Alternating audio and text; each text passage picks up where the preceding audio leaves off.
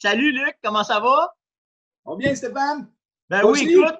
Ben oui, écoute, c'est drôle, hein, parce qu'il y a de la neige, il n'est pas supposé rien arriver, puis on a jamais été si occupés avec tous les dossiers.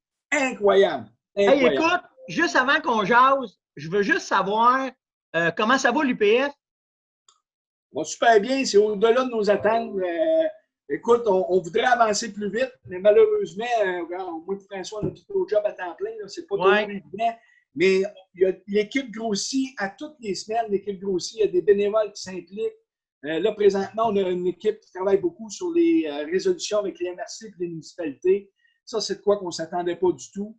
Les signatures avancent très bien aussi. Puis on a des projets qu'on est en train. Moi, j'ai fini d'écrire durant le temps des fêtes, en même temps perdu, là, une douzaine de capsules techniques pour expliquer aux gens vraiment nos recherches, c'est quoi qu'on a fait au Québec, puis pourquoi qu'on veut s'aligner, on s'en va dans une direction, pourquoi qu'on a demandé des choses au ministère, on a les preuves, on a les chiffres à l'appui. Il m'a dit de quoi? J'espère que vous allez avoir de l'aide parce que de partir ça de vous autres, de ne pas avoir d'aide de personne. Puis, tu sais, moi, je vous connais, là, tu sais, ça fait longtemps qu'on se connaît, moi, et toi. Mais, tu sais, Ouais. de tout le travail que vous avez fait, puis toute la patente qui vient derrière, puis là, vous décidez de partir l'UPF, ça va vous prendre de l'aide bientôt, là.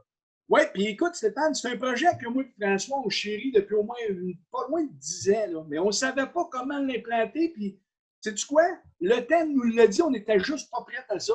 Exact. Là, on a tellement tous les outils, on a nos recherches, ça fait 15 ans qu'on a des chiffres, on a des données, on a fait des essais sur des terrains privés. Écoute, on a tout ce qu'il faut pour se battre, puis d'aller au front, puis de dire, regarde, c'est ça que ça prend, puis c'est là qu'on s'en va. Mon aide est à 200% avec vous autres, chum. Anytime, anytime. Super, merci. Écoute, on vous laisse parler un matin suite à le on jase que j'ai fait hier sur ce que Jean Larivière m'a envoyé. Puis, tu m'as dit, Stéphane, il faut qu'on se parle absolument parce que Jean t'a envoyé de quoi, mais il faut rajouter ça, ça, ça. Puis tu me parlais, puis là, ben, je commençais, chez nous, nous autres, on a commencé à saigner du nez, là. Ben là, j'ai dit, hey, écoute, là, tu m'as dit, écoute, on va faire un Zoom, on va l'enregistrer. Puis moi, ça va me permettre de pouvoir te poser des questions, puis comprendre un peu vers où est-ce qu'on s'en va, parce que ce qui était très précis dans ce que j'ai dit dans le 11 jase, c'est que dans la 10, ça n'a plus de bon sens, le chevreuil, où est-ce que ça s'en va. Jean nous a emmené, tu sais, Jean, là, il a mis, c'est comme si on avait un gros feu, là, puis Jean est arrivé, lui, puis au lieu de partir ça avec des allumettes puis du papier, lui est arrivé avec un galon de gaz, il a swingé ça dedans, bloum, ça a parti. Mais tu sais, de ce que Jean nous a envoyé comme informations qui sont hyper pertinentes, moi, j'aimerais ça, toi, tu me dis, Stéphane, dans les chiffres, il faut checker ça, ça, ça, ça, ça, pour que tout le monde soit au courant, parce que je pense que ce qu'on fait un matin, c'est un début vers où est-ce que peut-être l'UPF va aller. Puis, on a la chance maintenant avec le web que ça se promène partout, fait qu'on va essayer de profiter de ça puis aller. Je te laisse partir, puis moi, ben, je vais te poser des questions à travers ça. Bon, écoute, toi, c'est quoi exactement qu'avait parlé M. Larivière par rapport lui, à il parlait, tu sais, dans 10, c'est que depuis 2007, depuis l'instauration de l'arbalète, puis de tous les engins de chasse, on a eu, tu sais, ça. Faire ça simple, là. Tu sais, un matin, j'en ai reparlé. J'ai dit qu'en 2007, on avait une affaire comme. Je me souviens plus de mes chiffres. Attends, je vais regarder. Mais en 2007, on avait eu. Ah, c'est ça. En 2007, dans 10, on avait 11 500 chevreuils qui avaient été récoltés en 2007. Puis en 2017, on est rendu à 5 800. Fait que, tu sais, on a une drop de 50 dans la récolte. Mais toi, quand tu me parlais un matin, tu m'as attends un peu, là, il y a ça, il y a ça, il y a ça. Puis on n'avait pas les. Moi, t'avouer, là, même si je connais bien le chevreuil, je me débrouille pas dans le chevreuil, puis le kit. Ça fait tellement longtemps que vous êtes là-dedans, tu m'as amené des points, puis c'est ça, là, je veux vérifier avec toi. Tu sais, d'après toi, c'est-tu l'arbalète? C'est-tu la poudre noire qui est le problème? C'est-tu les Godard? C'est quoi? C'est pas l'arbalète, Stéphane. Puis, tu sais, là, j'ai tout ressorti les chiffres un matin, là, quand on s'est parlé. Je me suis mis à faire mes devoirs, là, puis l'arbalète, là, tout ce que ça a fait, c'est que ça a redirigé la récolte vers l'arbalète. Mais l'arc, elle a diminué énormément, puis la poudre noire a diminué énormément. Moi, je regarde les chiffres, là, de 2007 à la 2018, là, on joue entre 1700, 1750 chevreuils, puis 1800 chevreuils. Ça joue là-dedans, sauf les 3 années des hivers d'ici 2008, 2009, 2010, où ce que là, ça allait baisser à 13, 1200 puis 1500. OK. Le reste, tu sais, si on regarde, Luc, en fin de compte, c'est ça. On va mettre ça simple. Ces armes primitives, peu importe laquelle que tu mets, la récolte est sensiblement tout le temps la même. et je vais te donner une autre idée. Le nombre de femelles récoltées total, toutes armes confondues, de 2008 aller à 2018, ça joue entre 1100 puis 13, 14, 1500 femelles. Fait que ça ne change rien de bord.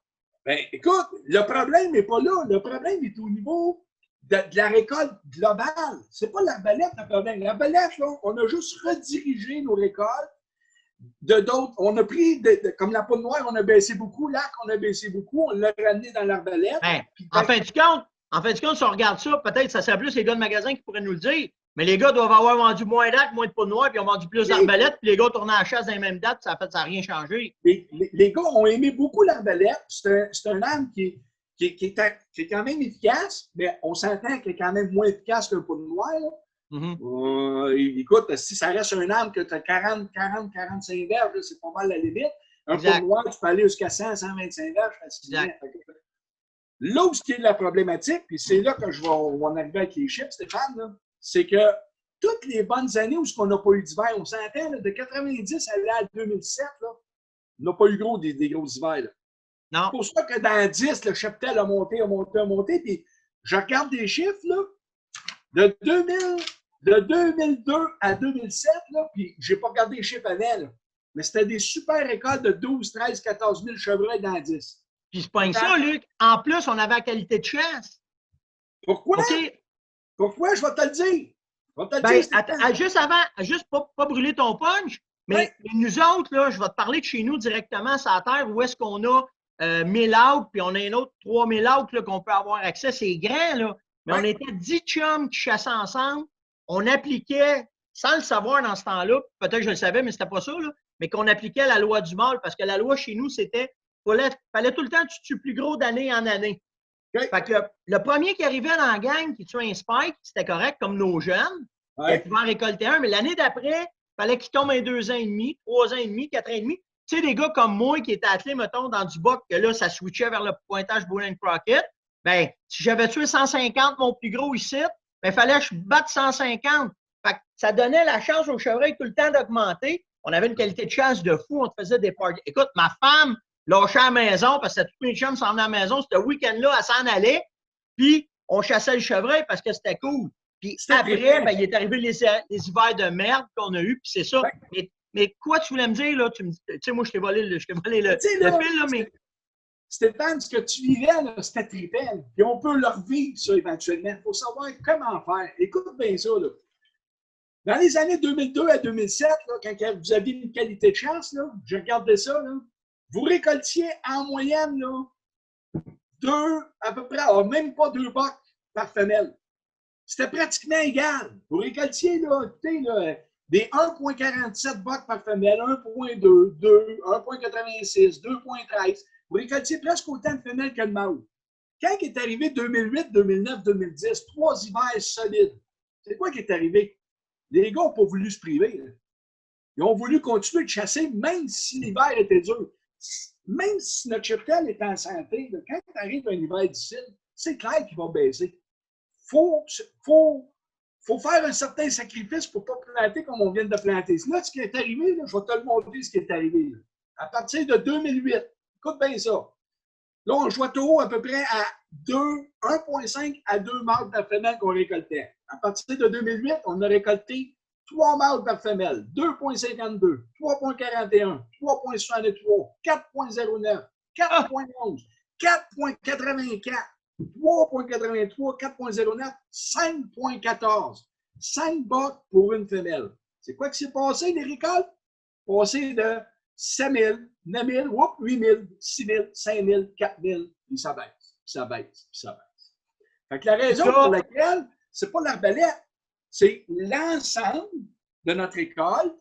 On a basé notre école sur les mâles, puis là, il y avait tellement pas, c'était des spikes, on s'entend, dans les 7-8 dernières années, vous avez récolté 85% des mâles, c'était des bottes d'un an et demi, je ne dois pas me tromper gros, Stéphane. Mais non. C'est quoi qui se passe? Tu frappes des hivers durs, tes femelles ne sont pas productives, tes veaux ne passent pas l'hiver. Fait que tu arrives à la chasse, c'est quoi qui se passe? Vous voyez? Puis, 8, puis, 10.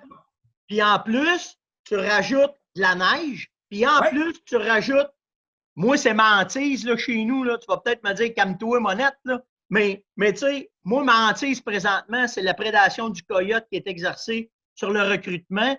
Je le vis personnellement dans mes enclos où est-ce que là, cette année, depuis l'année passée, là, je te dis là, qu'on était à la guerre, nous autres, pour essayer d'empêcher que les coyotes rentrent dans mes enclos et viennent tuer mes petits. Puis je me suis dit, ça doit être hallucinant comment est-ce que le coyote doit maganer le recrutement. Quand on parle de recrutement, c'est les veaux qui viennent au monde par rapport aux femelles. Ça doit être hallucinant. Tu m'ouvres la porte, Stéphane. Tu m'ouvres la porte. Le coyote, tu l'as dit, c'est efficace comme prédateur. Dans le temps qu'on avait quasiment un ratio, là, mettons 2-1, 3-1, ton rut, là, il durait 35, 40, 50 jours max. Ah oui, maximum. Hey, écoute, je les nourrissais en avant de chez nous. Puis les bocs, là, rendus vers le 15 décembre, là, il n'y avait plus aucun intérêt pour les femelles. Aucun intérêt comparativement à là, ils sont encore sur la chase.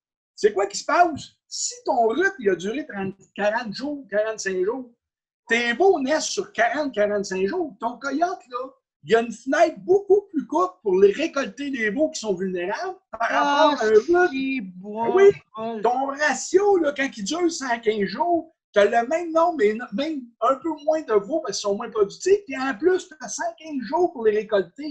Ça... Ton coyote, il fait le ménage, mon gars. C'est clair, il fait le ménage. Tu lui donnes ça.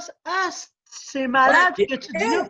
Ça veut dire que tu lui donnes, au lieu que les veaux naissent, on va dire dans 30 jours, puis que là, lui, profite de la manne parce que, tu me corrigeras encore, là, mais de ce que je sais, c'est que les coyotes sont efficaces les 10-15 premiers jours que le petit est au monde parce qu'après ça, il est trop vite.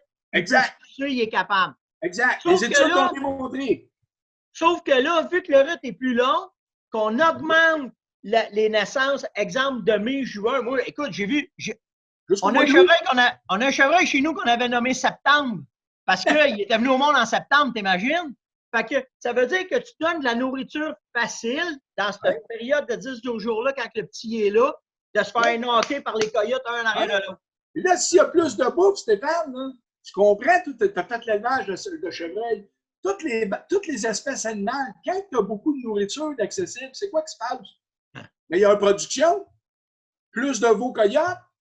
C'est incroyable. Les coyotes augmentent. Toute la pression augmente. Puis là, ben, de l'autre côté, nous autres, ce qu'on fait, c'est qu'on continue de déséquilibrer nos ratios. Les veaux naissent de plus en plus tard. Les coyotes en ramassent de plus en plus. Puis là, c'est rien. On n'a pas frappé l'hiver. Là, ton veau qui naît au mois d'août, là, il ne passe pas l'hiver, lui, là, dans votre coin. Là. C'est quoi qui arrive au bout de la ligne? Là? Ben, l'automne d'après, là, il te reste des miettes. Puis c'est pour ça qu'on est rendu à 5000 chevreuils au lieu de 12 000 récoltés par année. Parce que notre cheptel n'est pas dynamique, puis il n'est pas productif. C'est la seule. Puis là, écoute, là, si on continue, on va parler jusqu'à demain matin, moi, puis toi, tu le sais, là, ça ne lâchera pas. Mais tu sais, si on prend juste ce dossier-là, on pourra en faire d'autres, des affaires de même. Mais si on prend juste ce dossier-là, à cette heure que nous autres, je sais qu'on ne connaît rien, là. Tu sais, toi, tu ne connais rien, moi non plus, là. C'est tous ceux qui vont à l'université, là, ceux qui, je veux dire, là, qui connaissent tout, là. Mais la solution... Stéphane, tout ce que je te dis là, c'est pas Luc Brodeur qui le dit. C'est au-dessus de 1000 spécialistes qui m'ont formé, là. C'est tous des docteurs, là. C'est tous des gars. C'est pas Luc Brodeur qui dit ça. Luc Brodeur, François Pelletier, là, ils ont repris des recherches qui étaient faites aux États.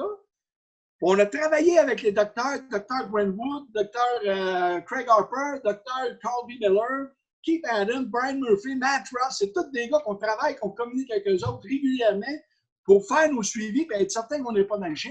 Sais-tu quoi? Tout ce qu'on fait fonctionne. Le RTLB, est-ce qu'il a fonctionné dans le 6? Oui. Les gars, ils ont capoté, ils ont trippé. Vous pouvez avoir la même affaire dans le 10. Est-ce que le RTLB fonctionne? Ça, là, j'ai des biologistes, je n'aimerais pas de nom, là. Il y a des biologistes qui disent que le RTLB ne fonctionne pas en basse densité. Bien, allez faire vos études et allez retravailler sur vos bureaux, là, parce que non seulement il fonctionne, il est essentiel. Parce que ce qu'on vient de dire, écoutez, Stéphane, il y a un gars qui m'a envoyé une photo d'un fœtus trouvé sur la neige au mois de mars. Ça, tu sais quoi, là? Eh oui. C'est de l'avortement. Des avortements. parce que la femelle est plus capable de nourrir le petit. Elle sait qu'elle a pas assez d'énergie pour se rendre au printemps. Puis si la production de ce veau-là, elle ne veut pas que ça arrive, elle va l'avorter pour rester vivante. Exact. Fait que, tu sais, là, quand on part, on a fait des recherches là, au Nouveau-Brunswick avec mes chums. Puis ici, au Québec, on a mis les chiffres ensemble. Là. Dans le Bas-Saint-Laurent, 100 femelles d'un ratio 5 pour 1, écoute bien ça, là, 5 femelles, un ratio 5 pour 1. 5 pour 1, je t'arrête, 5 pour 1, c'est 5 femelles pour un boc. Oui, 5 femelles par mâle. Bien, ce que ça va faire, les 100 femelles, là, rendues à 1 an et demi, ils vont avoir produit 10 chevreuils. Écoute bien, là, pour les mêmes 100 femelles, juste parce qu'on met un ratio 3 pour 1, ces mêmes 100 femelles-là, au bout d'un an et demi, ils vont avoir produit 60 chevreuils. Ah! Hey, Luc! Faut qu'on arrête parce qu'on le sait que tu le vois pour que ça soit court, mais le message, il est malade. Je te remercie. Ah, OK. On va en faire d'autres, c'est sûr. Je trouve ça trop cool. Là, si les gens veulent faire de quoi, présentement, la meilleure affaire, c'est d'aller s'abonner à l'UPF. Allez sur le www.unipourlafaune.com. Vous signez, vous faites signer vos amis, vos parents, tous ceux qui ont. Je t'arrête, c'est simple, c'est pas signé. En fin du compte, c'est que tu rentres, tu fais mettre ton courriel, puis ta ville, je pense, quelque chose de même, that's it, avec ton nom, c'est tout. C'est le nom, courriel, soumettre. Ça, ce que ça nous dit, là, ce que ça nous dit, c'est qu'on vous donne le mandat à l'UPF de nous représenter. On est tanné de la façon de se gérer depuis 30-40 ans, puis on vous voit aller avec l'RTLB, on a vu les résultats. On sait que vous allez faire de quoi ailleurs qui va nous aider. On vous donne le mandat d'aller négocier. C'est ça que ça veut dire. Quand même, ça serait juste qu'est-ce qu'on vient de parler là. Juste ça, moi. T'avais besoin de quelqu'un pour traîner vos valises, là. Moi, allez vous donner un coup de main anytime, les boys. Écoute, Stéphane, n'importe quand, rappelle-moi sur plein de... Ça serait même plaisant de faire des genres de petites capsules. Hey, c'est malade. D'expliquer chaque petit détail qui fait que pourquoi qu'un cheptel n'est pas utile par rapport à un autre. Je te lance l'invitation de même. Ah, écoute, on va voir. Gabin ça. On va faire de quoi, OK? C'est pas moi qui décide.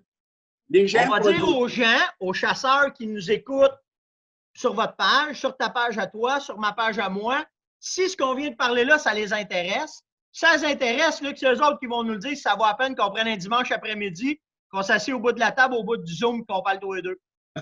Pas de trouble avec ça. Puis tu sais, là, une des questions qui revient souvent, là, la densité. Pourquoi on n'est pas capable de remonter la densité des régions où il y a des gros hivers?